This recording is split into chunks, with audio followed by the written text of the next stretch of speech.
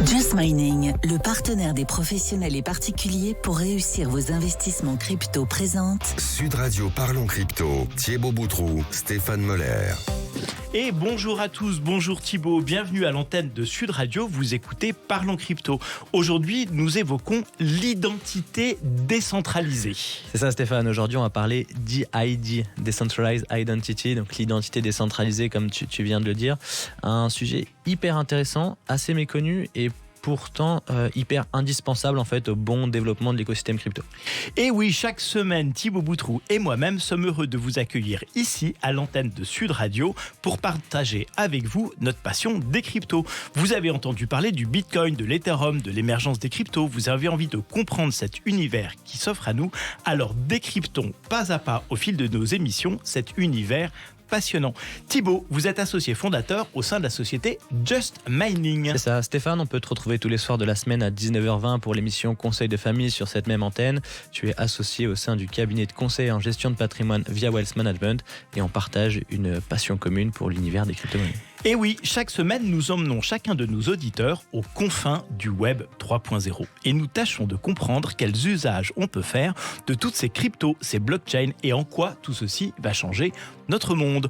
Aujourd'hui, comme chaque semaine, cette émission aura deux parties.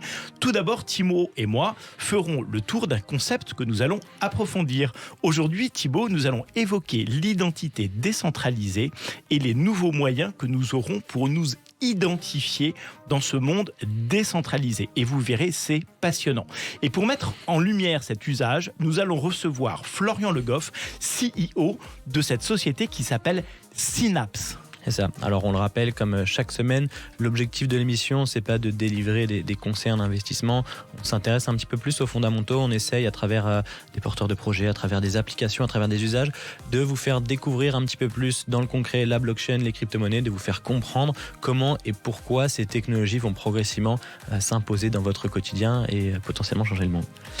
Alors, cette semaine, nous allons introduire un nouveau concept, celui de l'identité décentralisée. Un sujet peu médiatisé et pourtant absolument incontournable pour le monde de demain. Alors, avant de commencer, Thibaut, est-ce que tu peux nous définir simplement, comme tu sais le faire, ce que c'est que ce fameux DID, cette identité numérique ? Je vais essayer. Alors, l'identité décentralisée, ça englobe plusieurs choses. D'abord, ça représente toi en tant qu'individu avec toutes les données que ça englobe, mais aussi tout le système d'authentification qui va derrière, donc tout ce qui va te servir d'interaction avec des services ou avec d'autres personnes.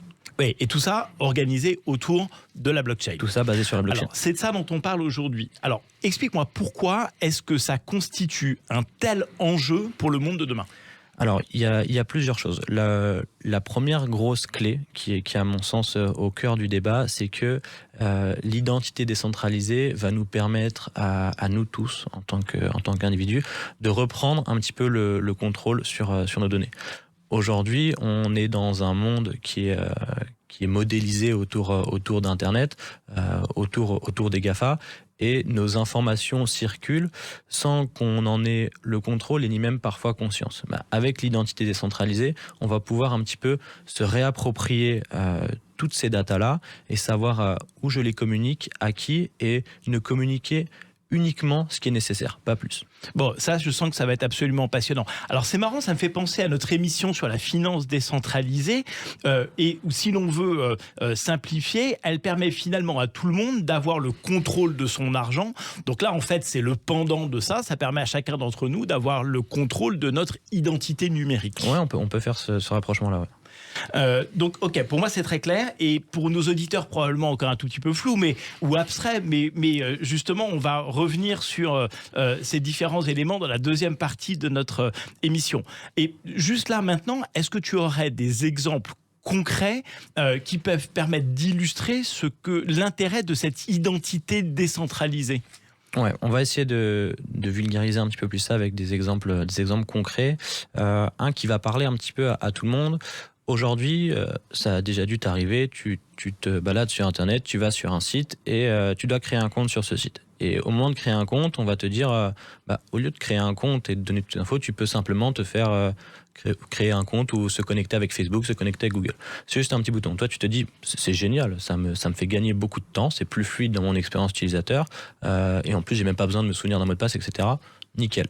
Et en fait, le simple fait de cliquer sur ce bouton, sans que toi tu t'en rendes compte, ça implique plein de choses. Et ça va partager, ça va faire circuler de l'information sur toi. Et c'est ce qui va permettre derrière à tous ces systèmes de dire tel individu, il a ces habitudes-là, il se balade de telle manière sur Internet, et de pouvoir un peu te cibler sur les publicités qu'on va t'envoyer. En fait, ce que tu es en train de m'expliquer, c'est que si je m'identifie à un site web en utilisant le bouton Google ou Facebook, j'autorise Google ou Facebook à avoir accès à toutes les informations que je pourrais utiliser ou aller consulter ou aller voir sur le site que je suis en train de visiter. C'est ça les autorise à récupérer, à se partager certaines informations. Un autre exemple, c'est que tu as plein de sites sur lesquels tu vas devoir justifier quelque chose. Par exemple, tu as des sites où tu vas devoir justifier ton âge, justifier que par exemple tu as plus de 18 ans. Et aujourd'hui, si tu dois justifier ça, tu vas devoir donner par exemple ta pièce d'identité, et donc tu vas devoir dire je m'appelle Stéphane Moller, je suis né à Paris, tel jour, tel mois, etc. Donc en fait, juste pour justifier que tu as tel âge, tu dois donner plein d'informations. Avec l'identité décentralisée, tu vas pouvoir simplement faire valoir le fait que tu es OK avec le fait que tu es majeur, sans avoir à donner toutes les autres informations. Ouais, passionnant et redoutable. On va creuser encore un peu plus ce sujet dans la deuxième partie de notre émission avec Florian Le Goff, donc le CEO de Synapse, et on verra qu'il y a énormément de choses absolument passionnantes à dire. Vous écoutez Parlons Crypto, on se retrouve dans 3 minutes après une courte page de publicité avec Florian.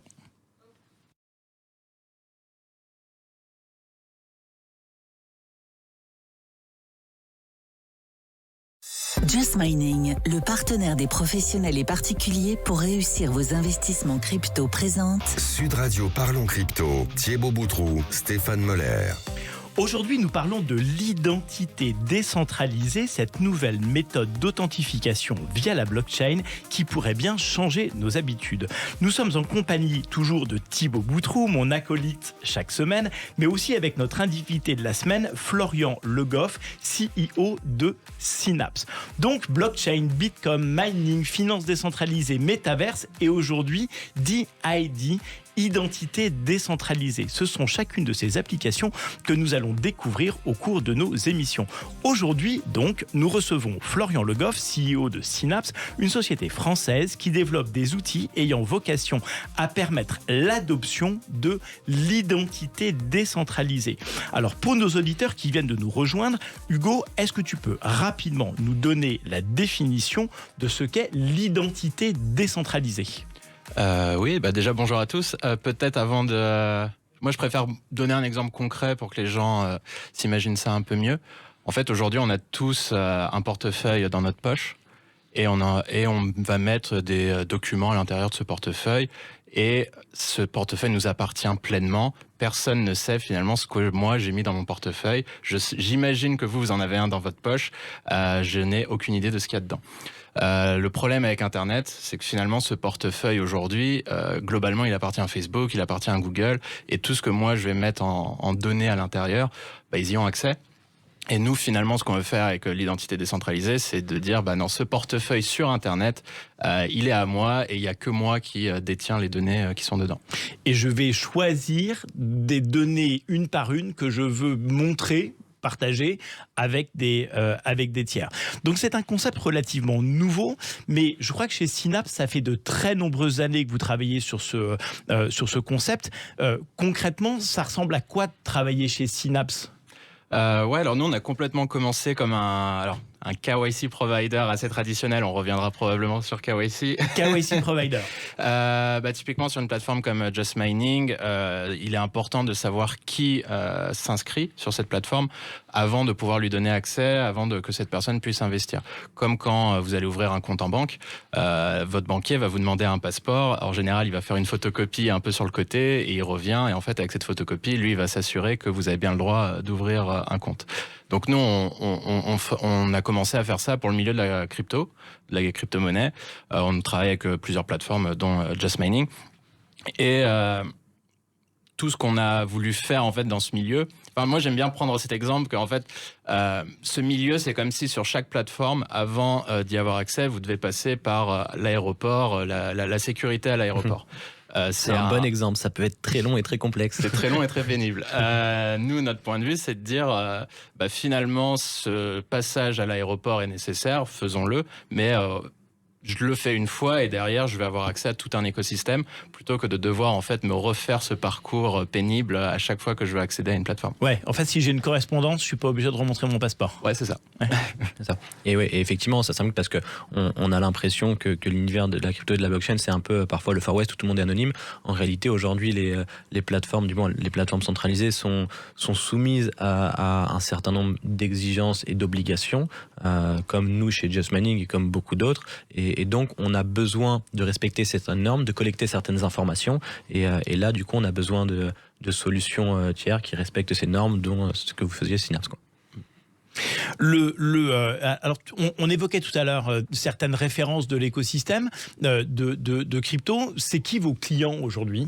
Ouais, alors d'un point de vue franco-français aujourd'hui, on travaille notamment avec Just Mining, avec Descoin, qui tous les deux ont obtenu la validation PSAN.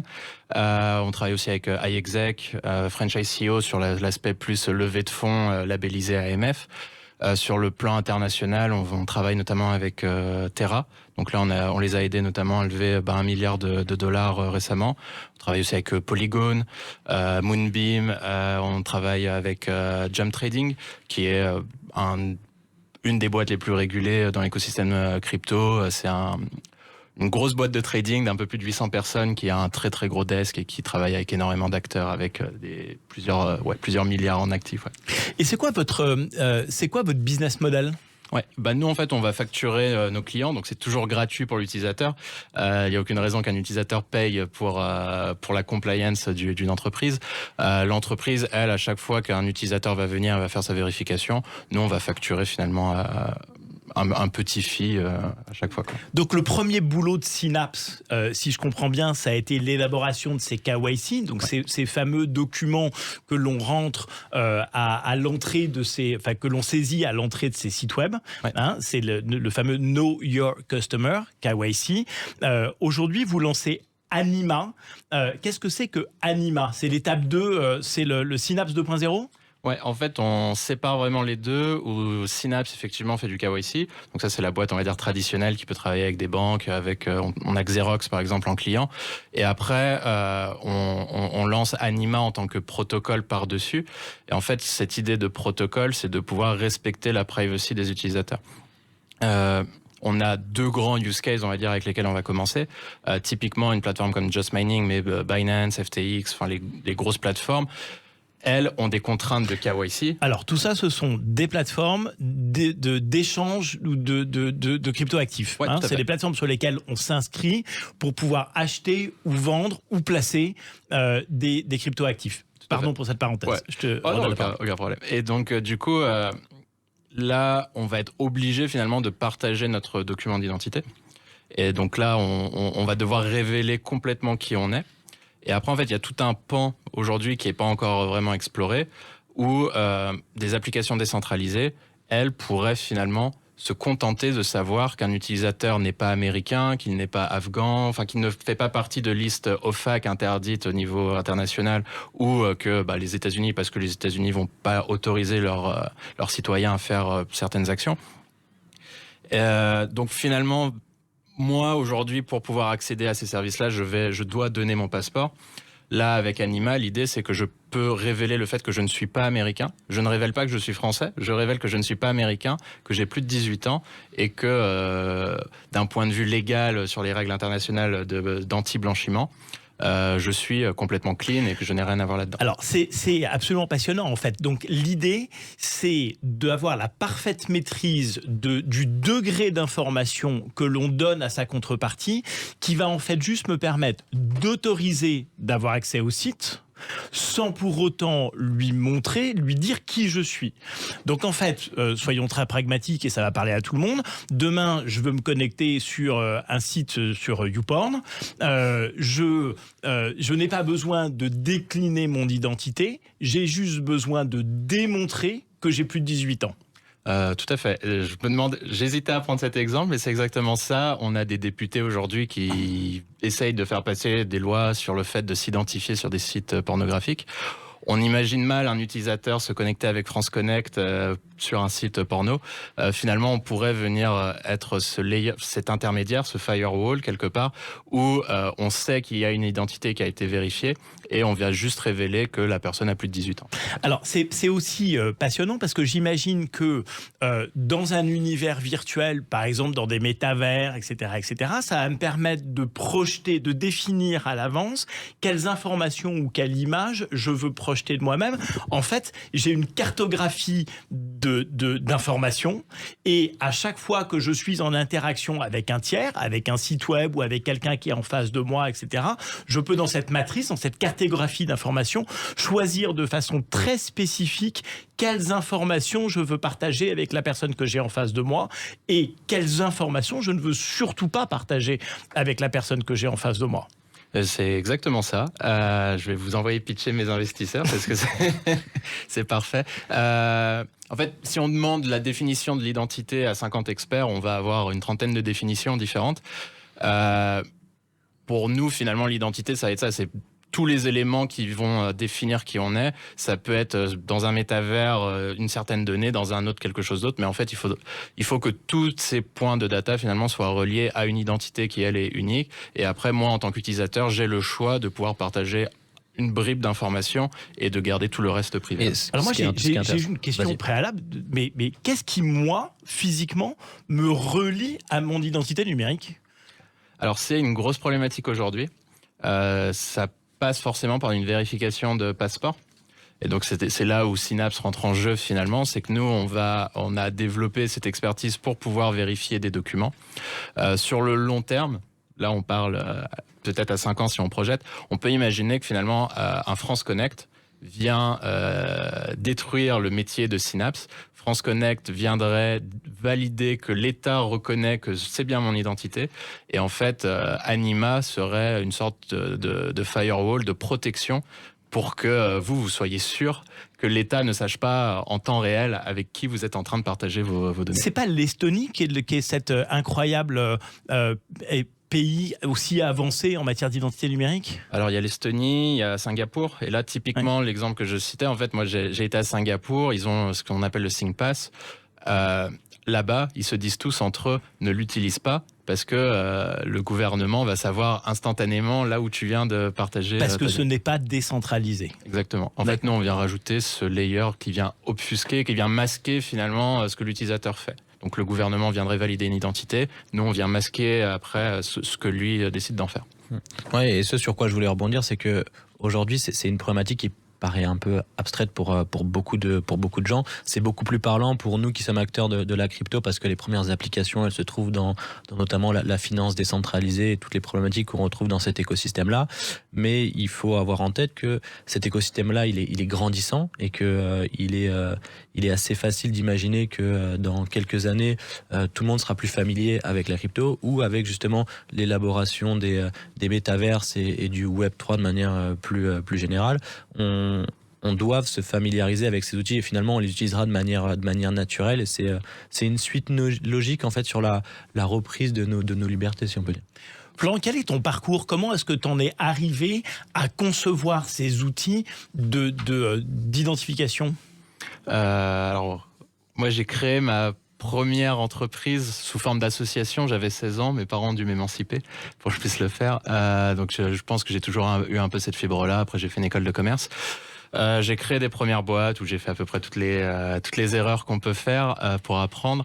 Et ensuite, sur une entreprise, en fait, j'ai un alternant qui a commencé à me parler du Bitcoin. Là, je lui ai dit de me laisser tranquille avec son Ponzi. Et après, en fait, en y replongeant sur Bitcoin, sur Ethereum, j'ai commencé à investir et en fait en investissant dans ce milieu-là, on apprend de plus en plus et c'est un peu le rabbit hole où on veut vraiment se plonger dedans et découvrir le plus de choses possible. Et en fait, à force de partager mon identité vraiment partout, on a commencé à trouver ça extrêmement pénible et on se disait que il faudrait une solution pour finalement faciliter l'expérience utilisateur sur le fait de rentrer dans l'écosystème crypto et de pouvoir se balader finalement partout sans contrainte à chaque fois, sans péage ou sans caisse de sécurité à l'aéroport à chaque fois qu'on veut passer sur une plateforme. Est-ce que tu estimes que les gens ont conscience de ces problématiques-là, ont conscience que les données circulent et est-ce qu'il y a un espèce de... de toute façon, c'est comme ça, on abandonne ou est-ce qu'il y a vraiment une remise en question et toi, tu observes quelque chose comme ça où les gens veulent reprendre le contrôle là-dessus? Alors, du coup, je trouve que c'est une belle question pour illustrer l'intérêt du DID. Je pense on nous vend une espèce de trade-off de simplicité où finalement, je vais donner ma data versus complexité, mais je vais être en contrôle complet de ma data.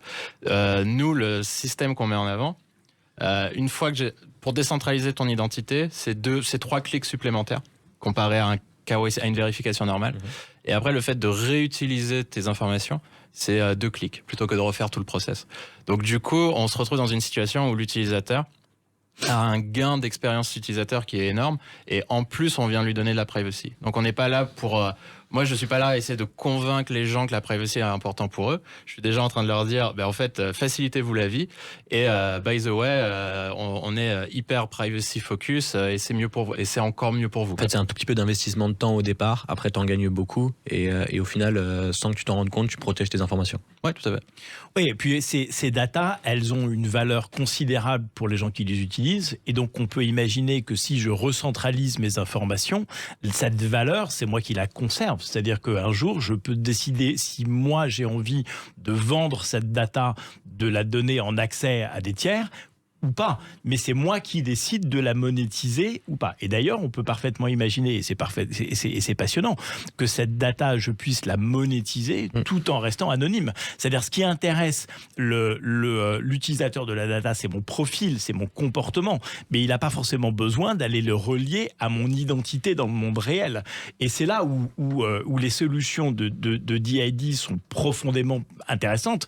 C'est qu'en fait, elles me permettent de me réapproprier ma data et pour autant, si elles sont bien conçues, j'imagine qu'elles vont permettre à ces gens qui exploitent les profils d'utilisateurs pour leur rendre un meilleur service de continuer à utiliser leur profil, mais sans pour autant savoir qui est derrière. Mais ça, c'est un vrai sujet, ce que tu viens de parler, la monétisation de la data, parce que en fait, demain, dans ce système-là, ce qu'on peut imaginer, c'est que plutôt que ce soit Facebook ou Google qui gagnent de l'argent grâce à ta data, c'est que toi, tu décides, ok, cette data-là, j'accepte en fait de la vendre ou de la partager avec une contrepartie financière. Donc ça, c'est aussi quelque chose qui est en train de se mettre en place. Et ça fait partie du business model de Synapse aujourd'hui, ou pas encore vraiment. C'est-à-dire que, qu'est-ce qui m'assure d'ailleurs que cette information que je vous confie, c'est pas vous qui allez devenir le nouveau Google ou le nouveau Facebook et que vous n'allez pas demain la commercialiser. Est-ce que vous y avez-vous accès à cette information que je vous confie? Non. Nous, on n'a accès à rien. Chaque donnée, en fait, va être chiffrée via le portefeuille de l'utilisateur. Donc, on va parler de MetaMask, de Ledger, par exemple, avec qui on travaille. L'utilisateur, grâce à son wallet, va pouvoir en fait signer un message, mais donc du coup, en faisant cette action, c'est lui qui va chiffrer de son côté la data pour ensuite la stocker sur un espace décentralisé également. Ce qui fait que la fois d'après, il pourra simplement signer des messages, ce qui va lui permettre de déchiffrer la data pour pouvoir ensuite la partager quand il le souhaite. Alors, donc nous, on n'a accès à rien. Si je comprends bien, l'infrastructure que vous mettez en place, c'est en fait une boîte, un coffre-fort, avec des étagères. Dans chacune de ces boîtes ou sur chacune de ces étagères, je vais mettre un morceau de ma data, une partie de qui je suis. Mais cette étagère, elle est chiffrée. C'est-à-dire que vous-même, vous n'avez pas accès à l'information que je déposais dans mon coffre-fort. En fait, vous n'en avez pas la clé de ce coffre-fort. Et moi, quand j'ai besoin de partager de la donnée, je vais pouvoir extraire une partie de ces données et juste donner l'information que je veux bien partager à la personne avec laquelle j'ai envie de la partager. Et tout ça, ça se fait de façon complètement opaque avec vous, sans que vous ayez jamais accès à mon information. Exactement. Donc je reste complètement maître de ma data et c'est pas vous qui devenez le nouveau Facebook ou le nouveau Google. Exactement, c'est exactement ça. Bon, passionnant. Il y a probablement énormément d'usages applicatifs de ces nouveaux systèmes. Thibaut ? C'est quoi aujourd'hui les barrières que tu rencontres pour aller dans la direction où tu veux ? C'est quoi les freins ? Est-ce que c'est technique ? Est-ce qu'on manque de compétences sur ces sujets-là ? Est-ce qu'il y a encore du défrichage ? On en est où à peu près ? Nous, pour le moment, on est vraiment dans le marché crypto. Donc,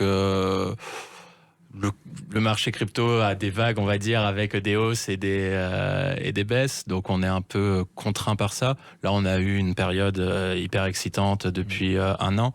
Là, on sent que ça, quand même, ça s'est un peu calmé. On espère que ça va repartir. Je pense que c'est plutôt ça aujourd'hui parce que nous, on va lancer avec MetaMask. MetaMask, aujourd'hui, a 30 millions d'utilisateurs. Donc, c'est sûr qu'à l'échelle de Facebook, c'est rien. À l'échelle d'une petite start-up, pouvoir aller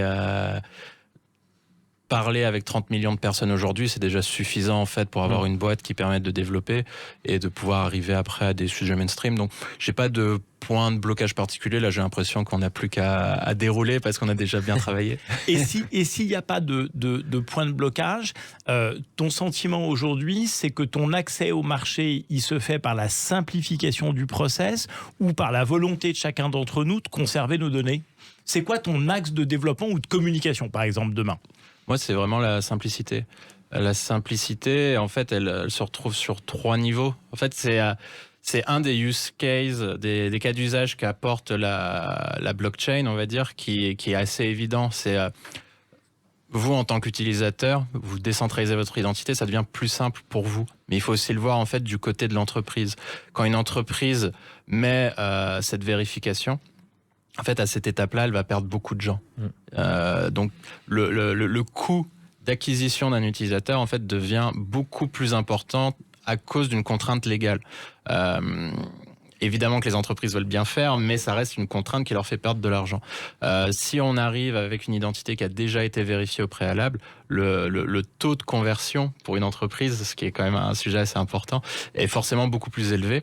Et puis, nous, d'un point de vue financier, la vérification, on l'a fait qu'une seule fois, ce qui fait qu'en fait, on fait la vérification une fois et on peut la vendre plusieurs fois, ce qui, du coup, en fait, on a 3 parties qui globalement s'y retrouvent. Ouais, comme toujours en matière de business, il faut essayer de faire d'une contrainte une force et un avantage. Une conclusion, Thibaut ? Non, mais c'est intéressant et en fait, l'identité décentralisée et à la convergence de tous les univers en fait du Web 3.0 en fait. Donc c'est absolument indispensable de passer par là d'une manière ou d'une autre, qu'on s'en rende compte ou pas. Donc hyper intéressant. On arrive au terme de nos échanges. Merci, c'était super intéressant. J'ai hâte de pouvoir reprendre le contrôle de mes datas. Merci Thibaut de nous accompagner de ton éclairage sur ces sujets qui sont toujours passionnants. Nous nous retrouvons tous les deux la semaine prochaine. C'était Parlons Crypto sur l'antenne de Sud Radio. Retrouvez-nous chaque semaine, donc sur l'antenne de Sud. Ici, nous essayons de comprendre comment et pourquoi tous ces projets de crypto vont changer notre monde. Et en attendant, vous pouvez retrouver Parlons Crypto en podcast sur le site de Sud Radio et évidemment sur les chaînes YouTube de Sud Radio ou de Parlons Crypto, chaîne auquel vous n'oublierez pas de vous abonner. À la semaine prochaine, Thibaut. À la semaine prochaine. Avec Just Mining, le partenaire des professionnels et particuliers pour réussir vos investissements crypto.